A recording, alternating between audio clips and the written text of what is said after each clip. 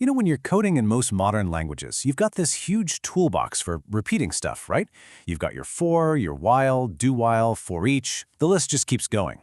But the folks who made Go, they looked at all that complexity and asked, hey, what if we just had one? So let's dive into this seemingly simple, but as you'll see, incredibly powerful choice. And here it is, Go's whole philosophy in one little table. While everyone else gives you a whole bunch of different keywords for looping, Go just gives you 4. Now I want you to get this straight. This is not a limitation. It's actually a core design principle. The idea is to unify all looping under one single, super flexible keyword. It makes the language simpler, easier to read, and, surprisingly, even more powerful. So you might be wondering, how can just one keyword possibly do the job of so many others? Well, it all comes down to its incredibly flexible structure. Let's break down the 3 classic ways you can use it, and I bet they'll feel very familiar if you've coded in pretty much any other language. All right, first up, we've got the old classic, the C-style for loop. You've definitely seen this before. It has 3 parts, all separated by semicolons. First, you've got an init statement that kicks things off, like I equals 0. Then, there's a condition that gets checked before every single loop, like I less than 10. And finally, a post statement that runs after each loop, usually something like I++. It's straightforward, it's familiar, and it absolutely gets the job done. Okay, but what if you don't need all that setup? What if you just want a loop as long as some condition is true? Well, that's what a while loop is for everywhere else. In Go, it's even simpler. You just use the for keyword, drop the semicolons, and put the condition right there. Boom! You've got Go's version of a while loop. Same power, same keyword, less stuff to remember. And what happens if you get rid of the condition too? Just the word for and some curly braces? Well, then you've got yourself an infinite loop. And this is actually super useful for things that are supposed to run forever, like a web server that's always listening for new requests. And don't worry, you're not stuck forever. You just pop a break statement inside the loop to get out whenever you need to. Simple, right? Okay, so those 3 forms pretty much cover the basics, but where Go's for loop really shines is when you team it up with the range keyword. Honestly, this is the true Go way to do things, especially when you're working with collections of data. So what is this range clause exactly? Think of it as a super smart helper for your for loop. It's built specifically for iterating over data structures like arrays, slices, strings, or maps. It takes care of all the messy details for you. You don't have to worry about counting or going out of bounds. It just works. And it is so clean, especially with maps. When you use range on a map, it hands you 2 things for every single item, the key and its value. Just look at this example.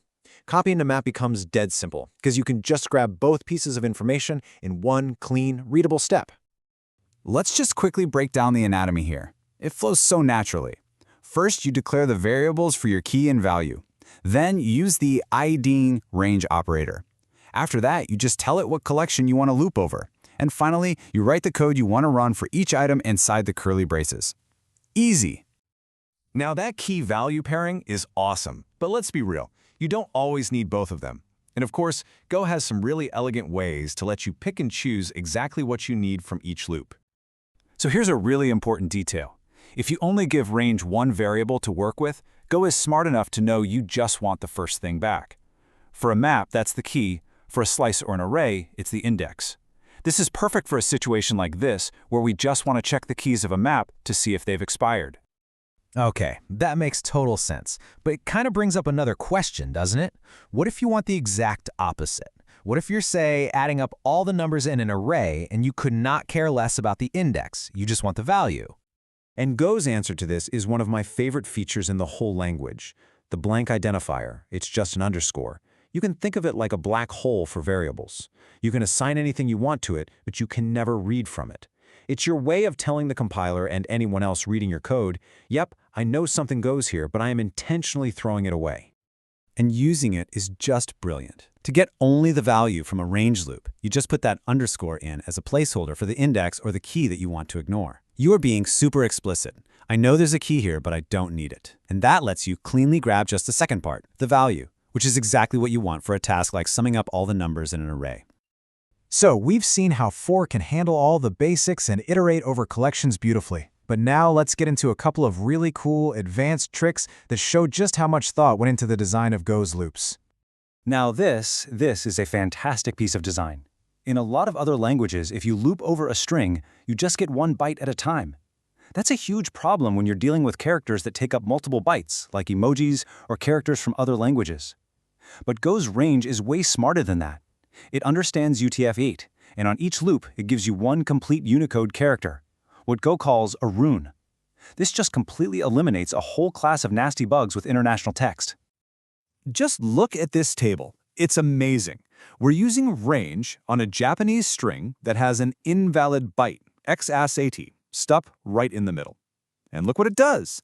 It correctly decodes the multi-byte characters, it tells you their starting byte position, and then when it hits that bad byte, it doesn't crash, it just gracefully substitutes it with the proper replacement character and keeps right on going.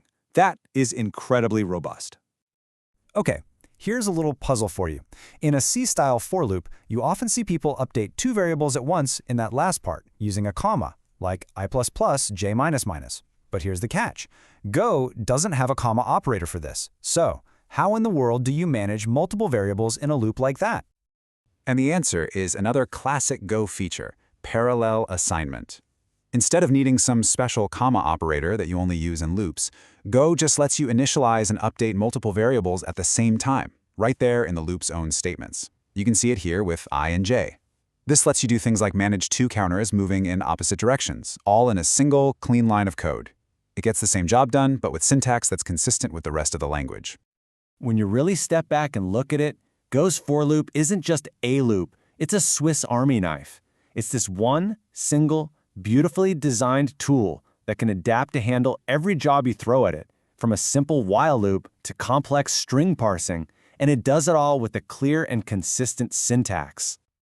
And that really brings us to a final thought, doesn't it? Go's whole approach to the for loop is a perfect example of its core philosophy. It made a deliberate choice to have fewer features in favor of one powerful, general-purpose tool. So it kind of leaves us with a bigger question to think about. What makes a language truly powerful?